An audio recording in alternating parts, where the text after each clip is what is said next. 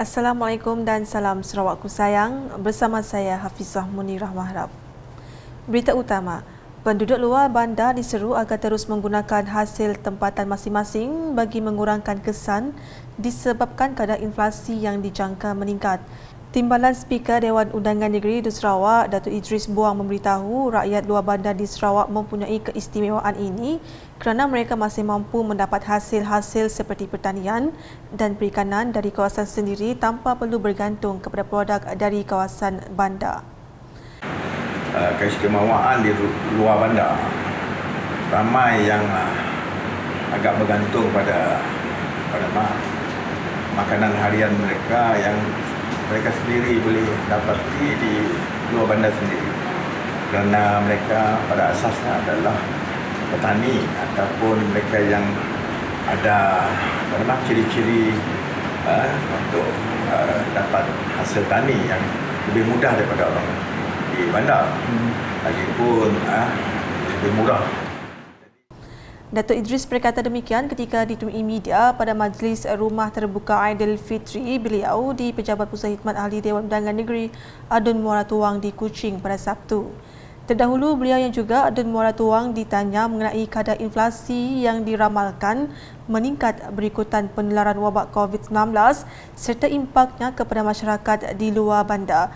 Sehubungan itu, jelasnya rakyat luar bandar dapat mengatasi kesan inflasi sekiranya mereka mengurus strategi kewangan dengan berkesan dan bergantung kepada produk yang lebih murah di kawasan masing-masing. Dalam perkembangan lain, Datuk Idris berkata persidangan Dewan Undangan Negeri Zon Sarawak yang bakal berlangsung pada 17 hingga 26 Mei depan akan dirasmikan oleh Tuan Yang Terutama Yang di-Pertuan Negeri Sarawak, Tun Pehin Sri Abdul Taib Mahmud. Ujarnya antara tumpuan persidangan kali ini termasuk pembentangan beberapa rang undang-undang RUU oleh pihak kerajaan. Lebih 500 pengunjung berbilang kaum dan agama telah memeriahkan program Rumah Terbuka Aidilfitri timbalan Speaker Dun Sarawak itu. Antara tetamu yang turut hadir ialah Speaker Dun Sarawak Tan Sri Datuk Amar Muhammad Asfi Awan Nasar, Ahli Parlimen Kota Sermahan Datuk Rubiah Wang, Kaunsil Perundangan Kerajaan Sarawak Datuk Sri Jessie Fong serta Penasihat Undang-Undang Parti Pesaka Bumi Putera Bersatu PBB Sarawak Datuk Awang Bimi Awang Ali Basah. Laporan seterusnya di Miri. Kerajaan Sarawak telah memberi tumpuan kepada 3 asas dalam pembangunan pasca COVID-19 PCDS 2030 Sarawak. Menurut Timbalan Menteri di Jabatan Premier Sarawak, Buruh, Immigration dan Pemantauan Projek Datuk Gerawat Gala, 3 asas itu ialah memacu pertumbuhan Sarawak, sosial inklusiviti dan alam semula jadi yang lestari atau sustainable environment. Katanya menerusi sosial inklusiviti ini, masyarakat di Sarawak menerima setiap perbezaan antara kaum, budaya dan agama sebagai salah satu cara hidup mencapai negeri maju 2030. Social inclusivity ini banyak maknanya. Ini bermakna kita menerima mana-mana perbezaan antara kaum, antara budaya dan agama. That is something that we not. Kita di Sarawak bukan kita setingkat tolerate. No, we accept and appreciate our differences. Itulah masyarakat kita di Sarawak ini selalu disebut sebagai masyarakat contoh untuk masyarakat satu Malaysia. Beliau berkata demikian semasa berucap merasmikan Gawai Dayak Bazar GDB 2022 di Permai Jaya Mall pada Sabtu. Bazar ini mula diadakan pada 2 Mei lepas dengan 70 orang peniaga mengambil bahagian dalam menjual hasil kraf tangan dan barangan bagi keperluan sambutan gawai.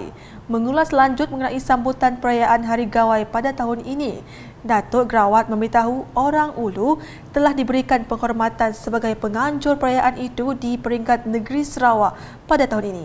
Katanya setiap tahun penganjurannya dibuat secara bergile-gile yang terdiri daripada Iban, Bidayuh dan orang Ulu. Gawai Dayak Besar ini adalah sebahagian perayaan gawai di peringkat negeri, dan perayaan gawai di peringkat negeri akan berlangsung di Kuching pada 25 hari bulan Jun ini, tempat di BCCK. Dan untuk tahun ini masyarakat kita orang Ulu diberi penghormatan jadi tuan rumah perayaan Gawai peringkat negeri. Ujarnya lagi, penganjuran Gawai Dayak Bazar 2022 merupakan salah satu daripada aktiviti sambutan Gawai dan kali ini ia membawa tema Together for Shared Future yang disifatkan sebagai tepat dengan memupuk semangat perpaduan antara kaum Dayak dan juga mempromosi budaya dan tradisi kaum Dayak. Sementara itu, setiap anak Sarawak mempunyai peluang untuk mendapat pendidikan yang sempurna dan bertaraf antarabangsa. Menyedari keperluan itu, Timbalan Menteri Kesihatan Awam, Perumahan dan Kerajaan Tempatan Sarawak Michael Yang Mingti berkata, Kerajaan Sarawak telah menubuhkan 6 buah sekolah antarabangsa awam untuk pelajar-pelajar dari keluarga B40 mendapat pendidikan bertaraf antarabangsa. Beliau berkata demikian semasa berucap mewakili Timbalan Premier Sarawak, Datuk Seri Profesor Dr. Sim Kuhian di Majlis Pra-Gawai Dayak 2022 di Restoran Dinner Wall Bintulu pada Sabtu. Tambah beliau lagi, salah satu sekolah antarabangsa awam akan dibina di Bintulu antara tahun 2024 dan 2025. Dalam hal itu, Michael Tiang turut menjelaskan Sarawak kini mempunyai arah tuju yang jelas dalam melaksanakan model ekonomi baru. Ujarnya ini adalah matlamat Kerajaan Gabungan Parti Sarawak GPS untuk memajukan semua penduduk termasuk mereka yang tinggal di kampung, rumah panjang dan juga di ladang. Di kawasan Dewan Undangan Negeri Dun Mambong pula, sebanyak 3 buah rumah telah siap dibaik pulih di bawah projek Penambahbaikan Rumah Miskin Sarawak PPRMS. Pelaksanaan projek tersebut melibatkan rumah penduduk dari Kampung Sigandar, Kampung Annah Sibakar dan Kampung Bia Parang. Sehubungan itu, Pegawai Tadbir Khas kepada Timbalan Menteri Pengangkutan Sarawak, Karen Mapus turun padang bagi melihat perkembangan kerja baik pulih itu pada Jumaat sekaligus memastikan pelaksanaan projek mengikut spesifikasi yang ditetapkan. Sementara itu, para penduduk berpuas hati dengan pelaksanaan kerja baik pulih itu dan turut merakamkan penghargaan kepada Ahli Dewan Undangan Negeri Adun Mambong, Datuk Dr. Jerip Susil atas keprihatinan beliau terhadap keperluan rakyat. Berita selanjutnya, penguatkuasaan prosedur operasi standard SOP di Pangkalan Feri Batang Sari Bas Beladin Pusa dipatuhi dan disambut baik oleh para pengguna perkhidmatan itu. Tinjauan Unit Komunikasi dan Penerangan Sarawak UKAS pada Jumaat di Pangkalan Feri tersebut mendapati orang awam terus patuhi SOP yang telah ditetapkan oleh pihak feri bagi mengelakkan berlakunya kemalangan semasa berada di kawasan sekitar. Untuk rekod, jalan pesisir ini merupakan laluan utama pengguna untuk ke Kuching, Sibu, Miri dan Kota Samarahan.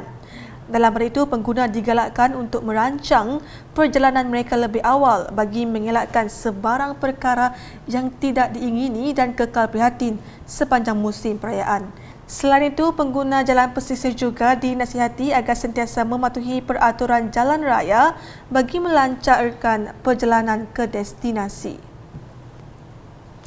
Beralih ke berita sukan, dengan Kuching City FC, KCFC melonjak ke tangga keempat saingan Liga Premier 2022 susulan kemenangan 2-0 menundukkan UiTM FC di Stadium UiTM Shah Alam pada Sabtu. KCFC tidak menunggu lama untuk mendahului tuan rumah menerusi jaringan Wan Muhammad Faiz Wan Sulaiman pada minit ke-25.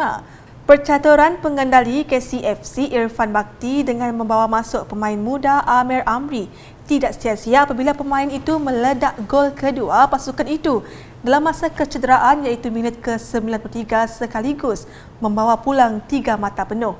KCFC kini mengumpul 10 mata selepas mengharungi 5 perlawanan hasil 3 kemenangan, sekali tewas dan sekali seri. Pasukan itu akan meneruskan kempen menentang Kelantan United FC pada 20 Mei ini di Stadium Sultan Muhammad ke-4 Kota Baharu. Sekian edisi malam bersama saya Hafizah Munirah.